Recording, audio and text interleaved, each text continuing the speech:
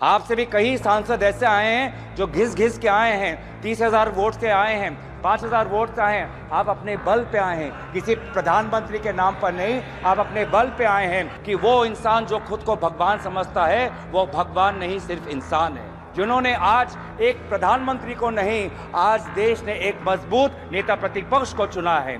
आज देश ने एक सत्ता को नहीं, आज देश ने एक मजबूत विपक्ष को चुना है। हम बात उठाएंगे उन छोटे दुकानदारों की जिनका दुकान, सालों का दुकान आज टूट जाता है जब एक मंदिर का विस्तार होता है।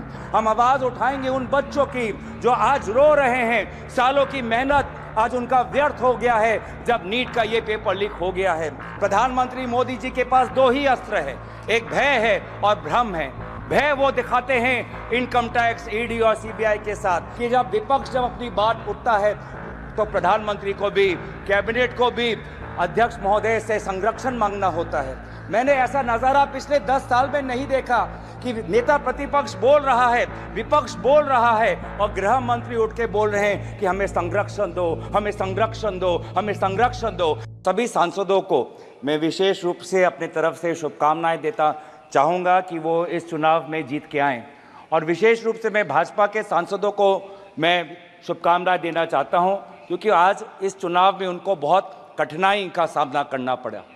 इससे पहले दो जो चुनाव हुए, 2024 का चुनाव, 2019 का चुनाव, उन दोनों चुनावों में उन्होंने सिर्फ नरेंद्र मोदी जी के नाम पर वो सत्ता में आए और इस सदन के अंदर आए। लेकिन इस चुनाव में उन्होंने खुद अनुभव किया होगा कि इस बार वोट उनको प्रधानमंत्री नरेंद्र मोदी जी के नाम पर नहीं, अगर आए हैं तो आपके काम और आपके परिश्रम पर आए हैं।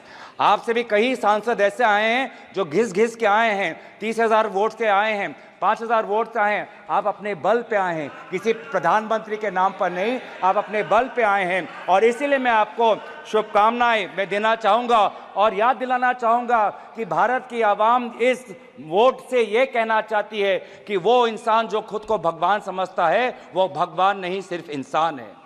ये संदेश आज देश के जनादेश में हमें दिखाई देता है और मैं धन्यवाद करना चाहूँगा इस देश के आम नागरिकों का जिन्होंने आज एक प्रधानमंत्री को नहीं, आज देश ने एक मजबूत नेता प्रतिपक्ष को चुना है। आज देश ने एक सत्ता को नहीं, आज देश ने एक मजबूत विपक्ष को चुना है और इसीलिए मैं देश के लोगों का आभार प्रकट करता हूं। हम आवाज बन के रहेंगे उन देशवासियों की जिनकी समस्या ना आज इस सदन में व्यक्त होती है, ना अखबारों में व्यक्त होती है। हम आवाज उठाएंगे उन गरीब लोगों की जो आज अस्पताल में लगभग 6-6 साल उनको रुकना पड़ता है पर उनको सर्जरी का अपॉइंटमेंट नहीं मिलता है। हम आवाज उठाएंगे वो सड़क पे सोते हुए युवाओं की, लोगों की जिन पर एक अमीर बाप का गाड़ी का बेटे का गाड़ी रेंजते हुए उनको मार देता है और फिर वो बेटा बाद में बेल पर निकल जाता है और उन जो लोग जो सड़क पे सोते हैं आज उनके बारे में कोई नहीं सोचता। हम बात उठाएंगे उन छोटे दुकानदारों की जिनका दुकान, सालों का दुकान आज टूट जाता है जब एक मंदिर का विस्तार होता है।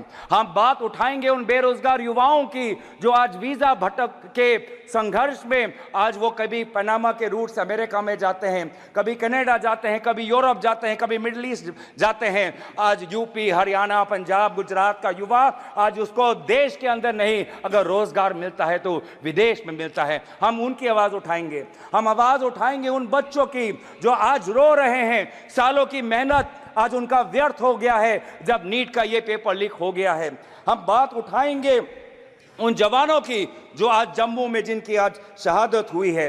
हम बात उठाएंगे उन ऑनेस्ट टैक्स पेयर्स की जिनका पैसा आज हम देख रहे हैं कि कहीं बिहार पर पुल गिर जाने पर उनका टैक्स पेयर का पैसा व्यर्थ होता है, तो कहीं एयरपोर्ट का टर्मिनल लीक होने पर उनका टैक्स पेयर का पैसा व्यर्थ होता है। पर हमें यह भी पता है कि प्रधानमंत्री मोदी जी अपना रवैया नहीं बदलेंगे। प्रधानमंत्री मोदी जी के पास दो ही अस्त्र है, एक भय है और भ्रम है। भय वो दिखाते हैं इनकम टैक्स, ईडी और सीबीआई के साथ, लेकिन देशवासियों ने इस बार कह दिया है कि हम इनकम टैक्स, ईडी और सीबीआई से डरते नहीं हैं। और दूसरा जो उनका अस्त्र है वो भ्रम का, वो हमने प्रचार में भी देखा।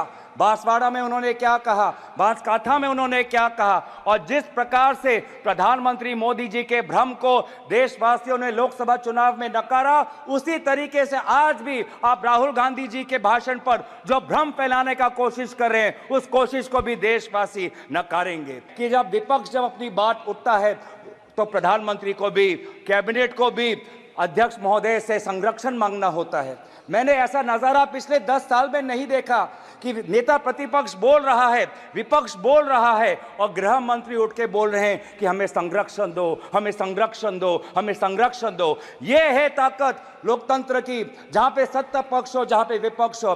अगर आपके पास सत्ता है, इसका मतलब यह नहीं कि आप सही हो। अगर हम विपक्ष में हैं, इसका मतलब हम गलत है, ये इसका मतलब नहीं है।